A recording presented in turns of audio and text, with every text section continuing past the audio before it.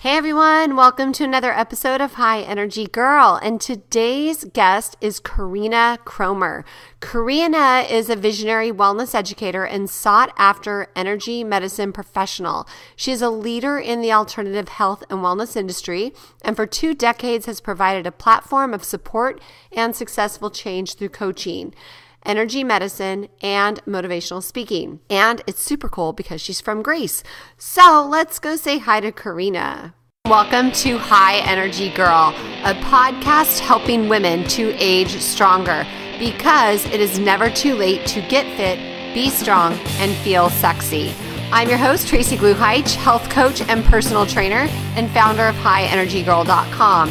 Each week, we will either have a guest interview, which will provide you an actionable tip to help you age stronger, or I will do a solo episode that we will have a fun challenge for the month. Please also join our Facebook group, High Energy Girls. Looking forward to seeing you on the inside. Hope you enjoy the show.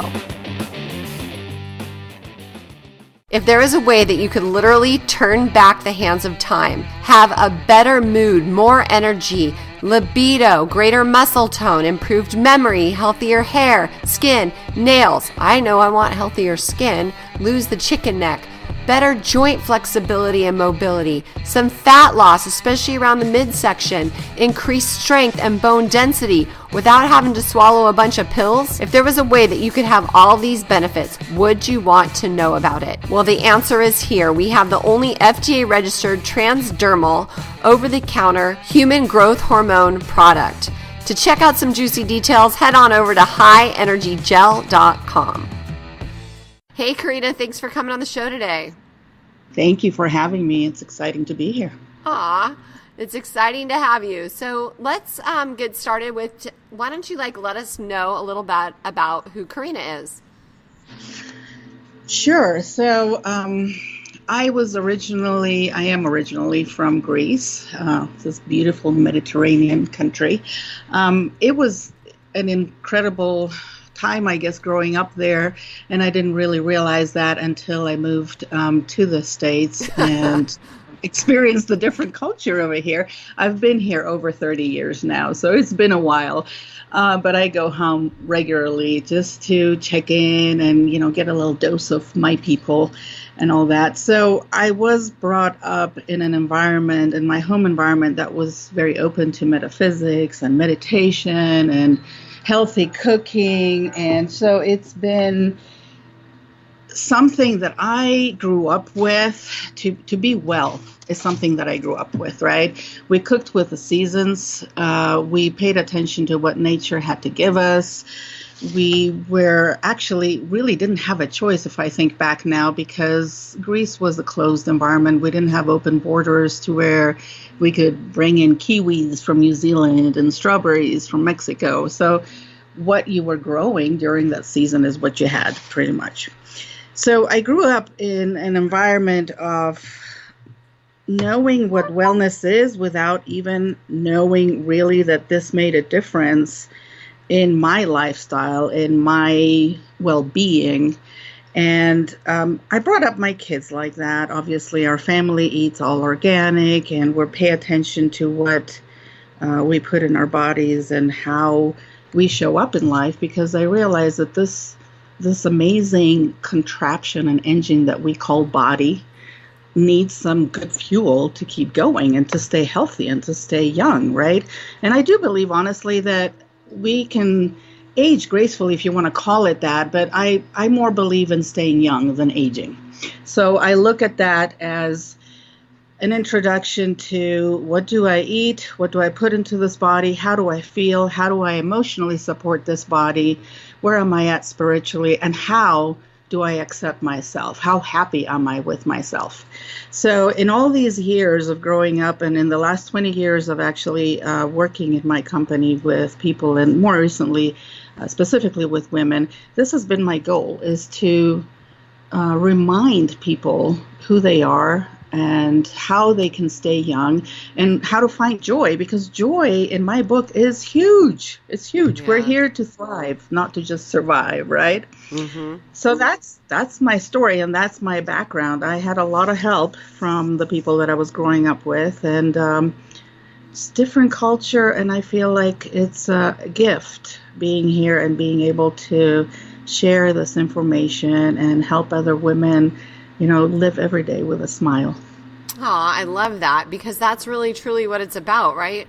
Like, why? Mm-hmm. I mean, I see so many people, and I'm sure you do too, that are just kind of plodding along like they're walking through mud every day instead of, floating and having joy and peace. Right. That is so important. And I do realize, even though, I help people professionally and women professionally, it's very important to me to help them understand that the personal, private feeling of how am I doing, who am I, that personal growth, it comes first. And then comes any kind of professional expansion. Because when you feel strong, when you stand tall, when you're happy with yourself, then everything else falls in place. So how do you recommend women start with something like that? Well, when I work with women, what we do is we, first and foremost, we talk about goals. Who would you like to be when you grow up? that's not like really... that. Right? It's like, because we're always growing into who we are. It never stops. And I think the general concept is like, oh, I'm too old. I don't, there's no time for change. No. This is an important concept that I strive to instill with people, is like, listen, you can always, always, always make a change. It is never too late. Right. And it is always a good time to follow your dreams. So who do you want to be, first of all? What is that nudging passion deep inside your heart? And if you're not there, if that's not what you're doing, let's find a way to shift, okay? Because obviously everybody comes in with a gift, and that gift is to be shared. It would be way too egotistical, let's say, to keep it to ourselves. We're here to share that gift. But in order to share it, first we have to unpack it and figure out what it is. So that's what we start with. That's what I started with. I mean, my own journey has been one of a lot of dark nights of the soul. So it's through that work that I started understanding all the wisdom that I had in my hands, all the things that I read, all the things that I learned at school that at that time you're like, oh my gosh, do we really have to read this ancient Greek, right? But then you go back and you look at the message, and you're like, okay, that makes so much sense. They had so much wisdom, and that's important to bring forth once again. I feel like it's so important to unearth all wisdom once again. We came into a place where it almost seems like we're not giving the due respect to the older generation, to that amazing information that came before us, right? And thousands of years before us, for that matter. It's time to go back to that, is what I feel, and use that as a good grounding, as a solid footing to move forward, and to bring that into our hearts, and know that we have support, not only from way back then, but stepping back into community, creating communities, just like your community on Facebook, for example, right? That is a community. We're here to support each other. To hold each other's hand, to be there in the good and the bad. How did it work for you, and how did it work for you? There's nothing more powerful than the experience of another person and how we can guide somebody else. Yeah. I totally agree with that. So I'm going to ask you a question. So I put this out there in the group before. Not sure if you saw it, but do you think, because I know that mindset and, health and everything is all intertwined, but do you think it's easier to get a strong mind or a strong body? I will actually give you a third one, I think. Cool. The most important part is the heart. It is, in my training, we were taught that the magnetic field of the heart is 6,000 times larger than that of the brain. So technically, the heart is the one that guides the brain, that guides the body. Yes, I knew that. So that kind of gives you the hierarchy. It is I think, easier to move into the thought process and change your thought process, because that's your thoughts create emotions, your emotions create feelings, your feelings begin the the process of creating certain chemicals in the body and chemical reactions, which lead to the body reacting one way or another. So the mind, I feel, is more important in the sense of starting with and tapping into and beginning with changing the way that you frame your thoughts.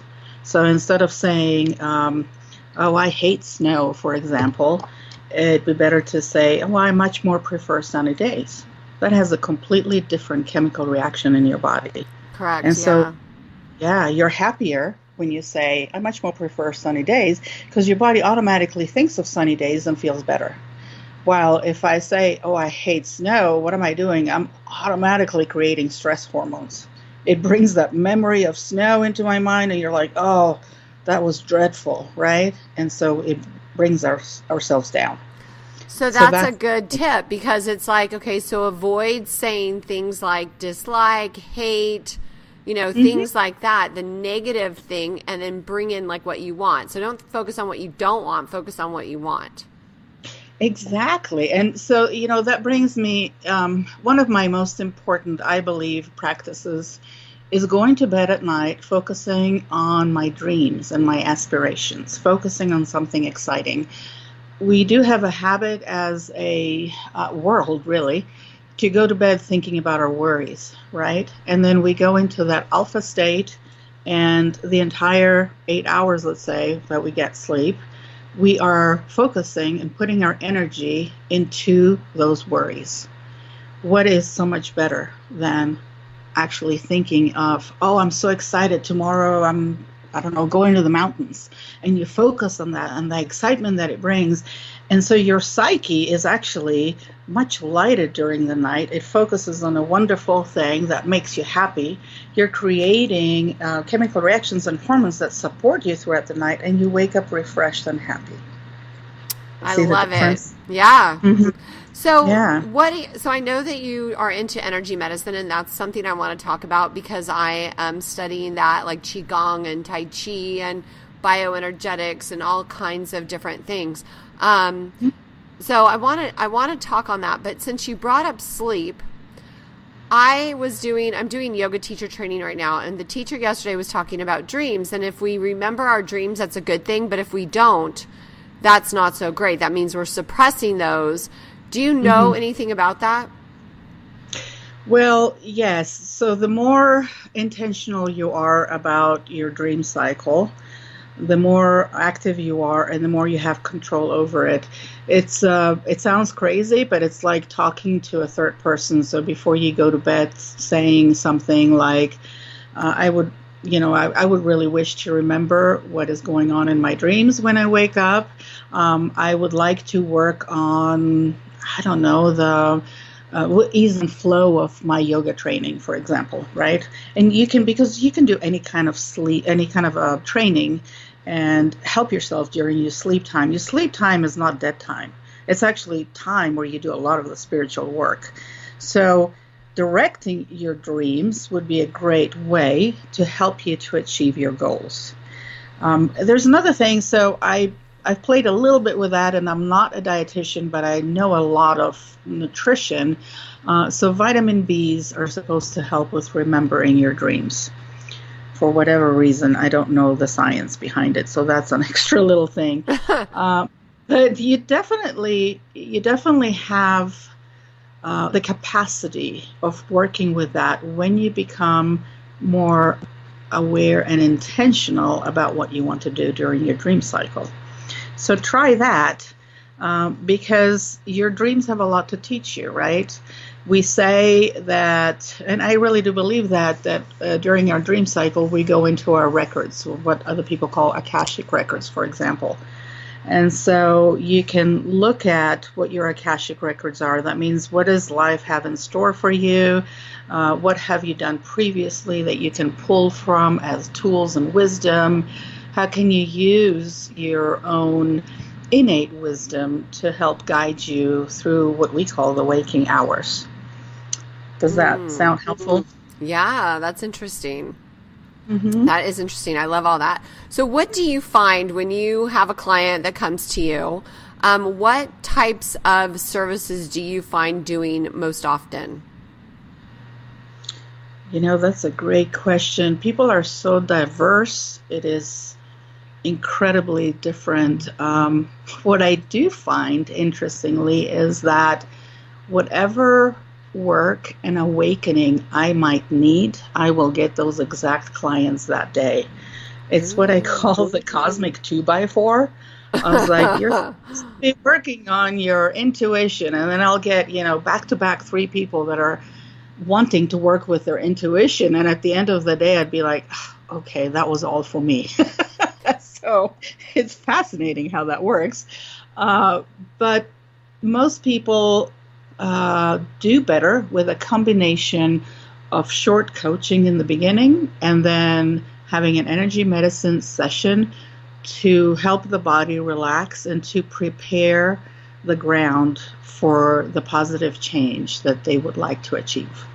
That is my biggest, probably, most of the people do that. So when you're doing energy medicine, are you doing like Reiki or crystals, or what type of things do you do? After 20 years, I have developed my own organic way of reading a body and working specifically with each client.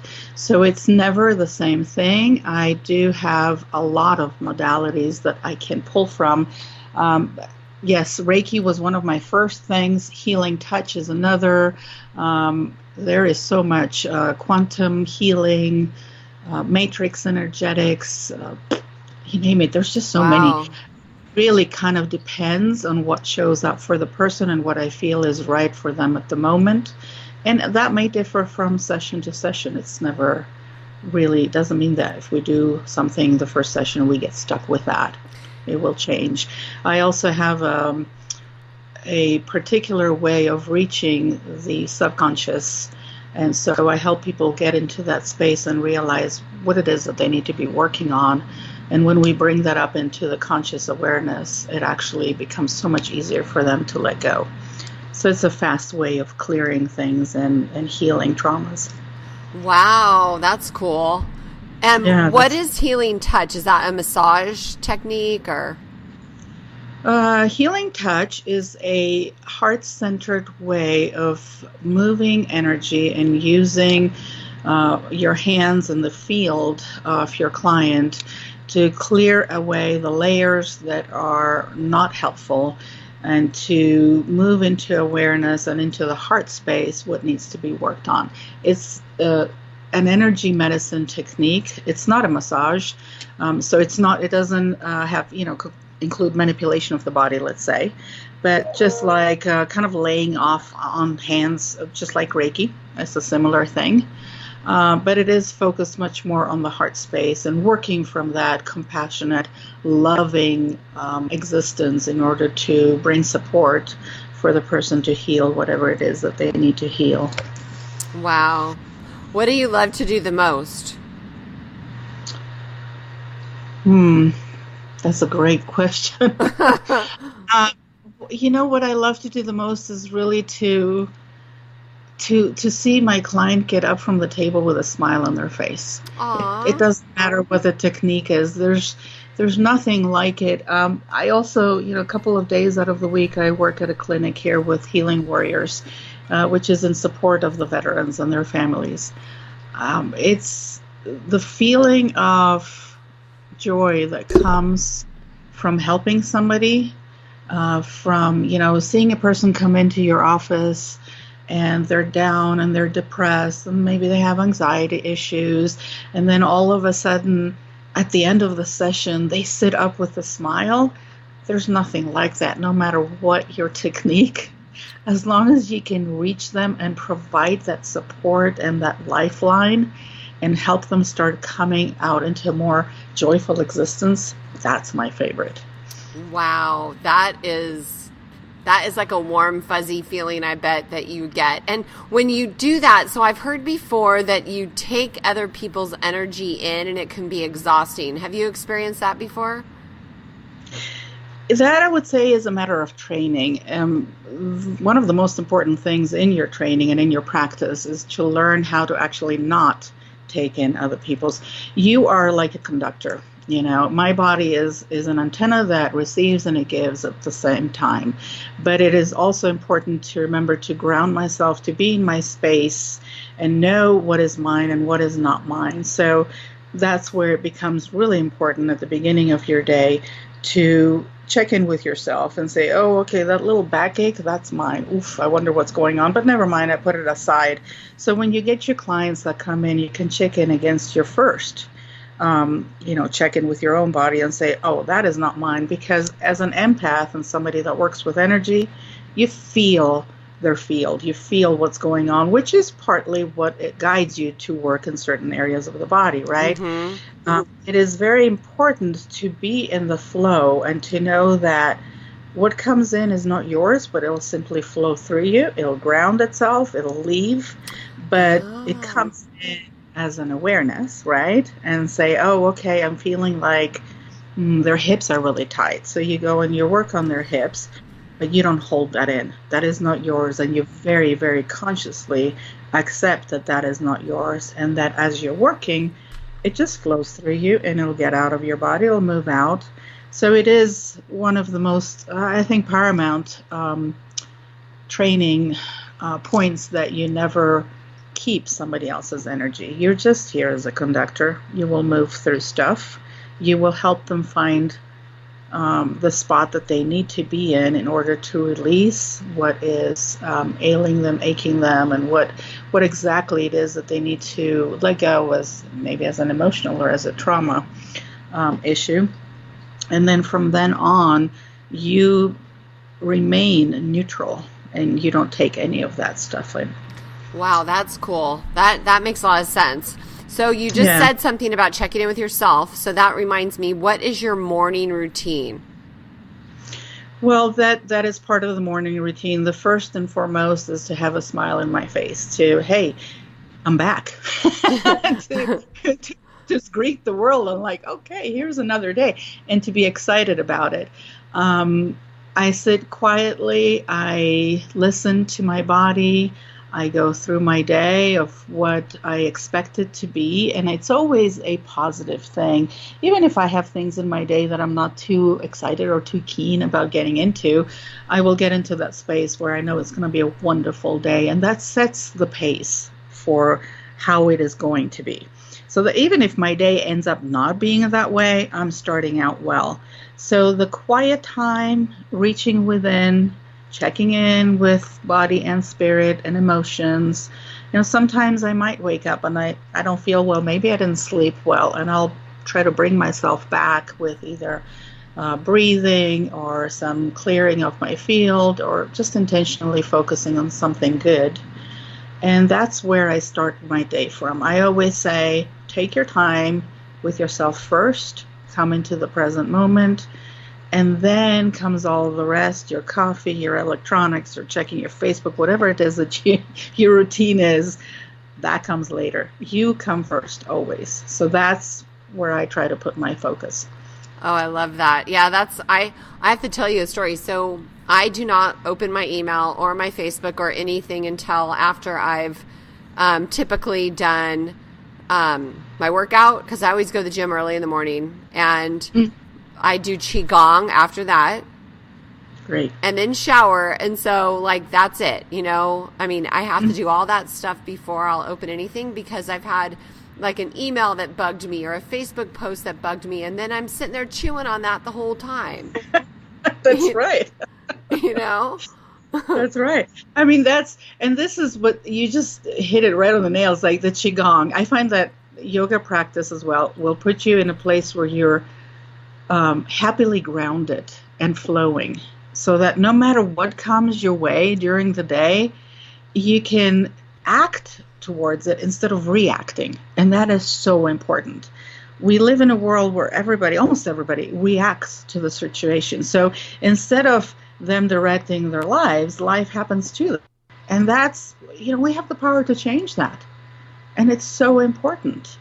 I would rather live the life that I want to live instead of having it dictated to me by Facebook, by Instagram, by the person, that rang my bell early in the morning, whatever it might be.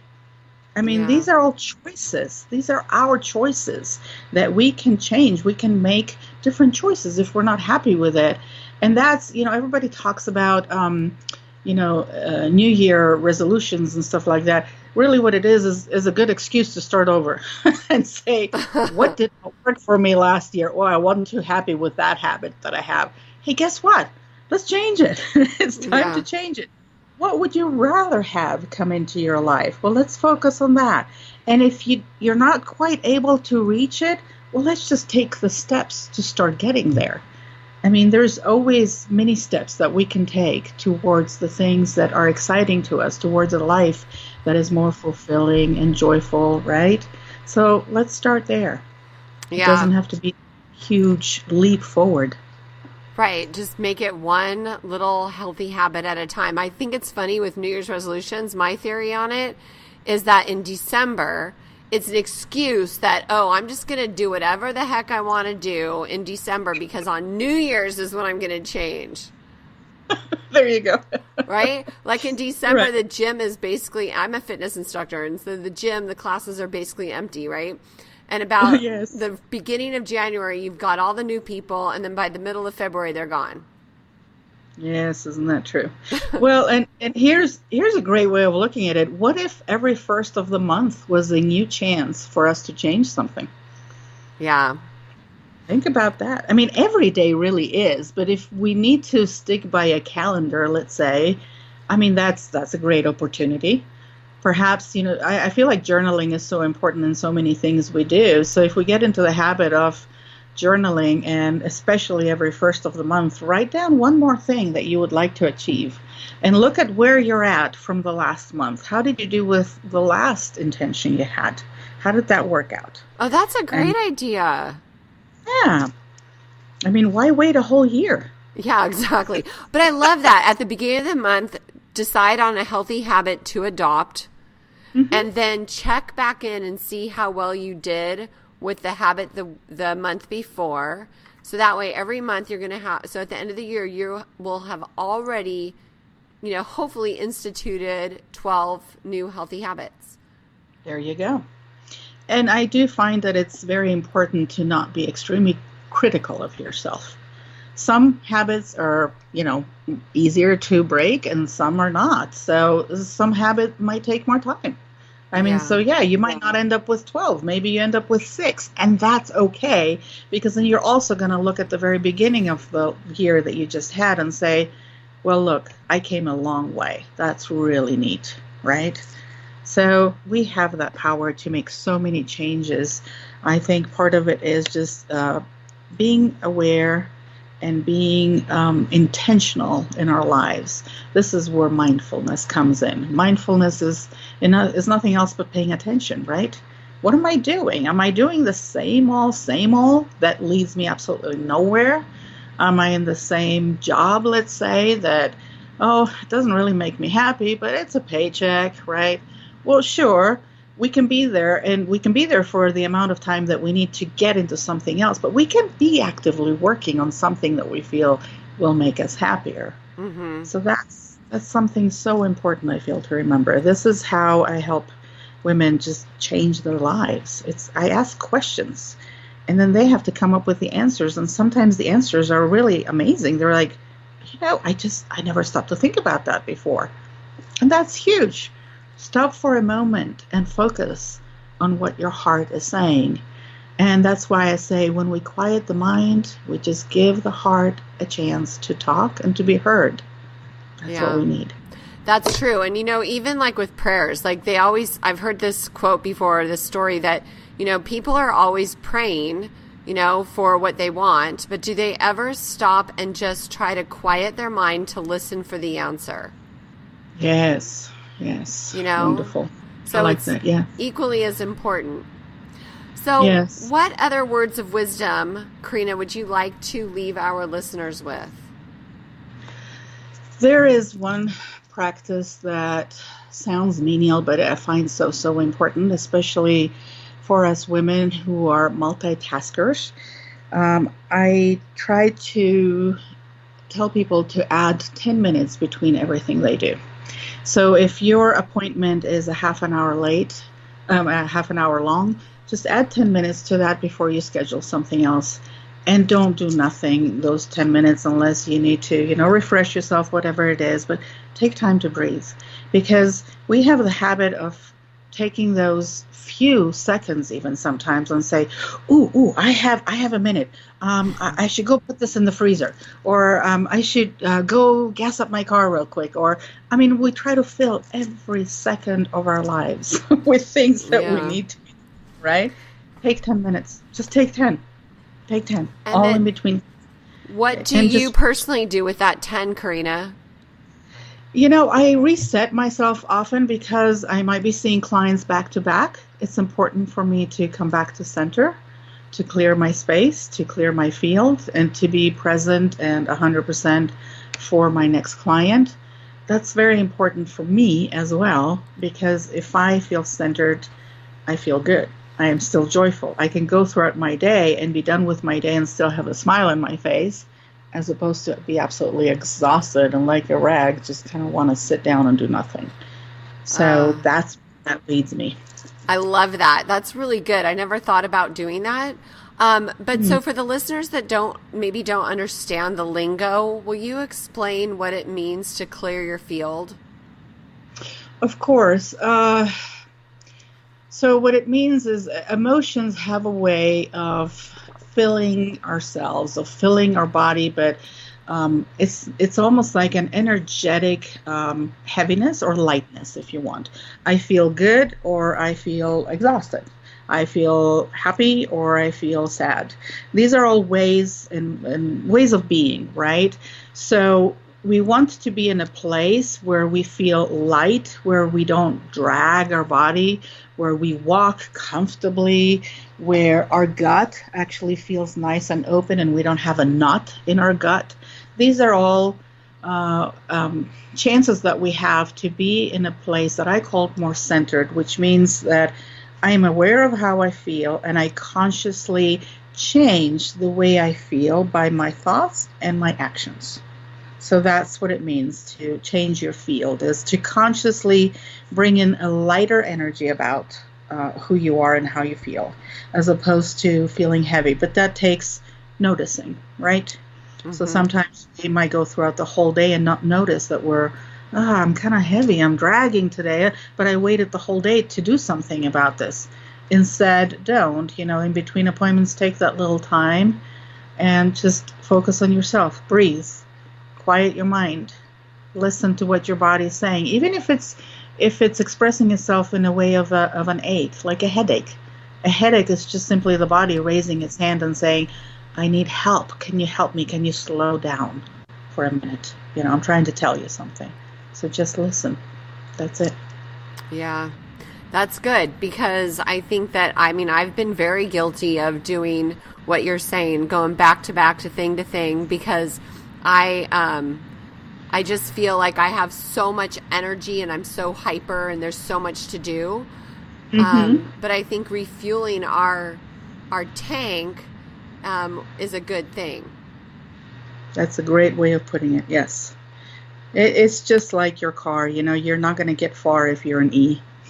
Eventually you'll be stuck at the edge of the road and be like, oh, now what? Oh my gosh, I've gone as low as 9 miles left. Single digits. That is really pushing the envelope, right? Well, I'm glad you made it. I coasted in on fumes. That's funny. One of the biggest challenges I find is like when you're a mother, you try to do so much and to fit everything in and to take care of everybody, right? And in our culture, we are taught to take care of everybody else first, and then we come last. But guess what? If we come first, and like you said, if our tank is full, we can do that job so much better, right? And with a smile in our face. I think that's why they say, if mama ain't happy, there ain't nobody happy. That is true. So there you go. Oh, that's awesome. So Corinna, where can people find you? My website is at healthawarenesscoach.com. The name of my company is Inspired Health, Energy, Medicine, and Coaching.